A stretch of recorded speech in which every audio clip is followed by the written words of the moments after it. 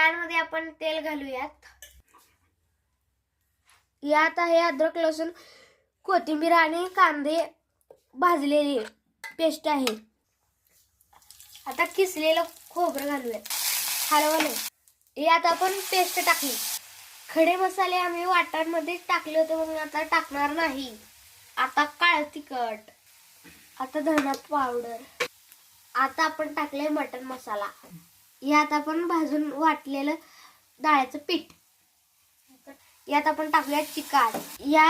यात चिकन मध्ये आपण मीठ टाकलं होतं अगोदरच म्हणून आता टाकणार नाही. तुम्ही टाकू शकता. तर आपलं चिकन शिजत आहे.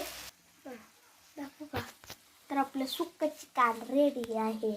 असं चांगलं फोटो काढायचं. फोटो असं दाखव. पहिले फोटो इथं.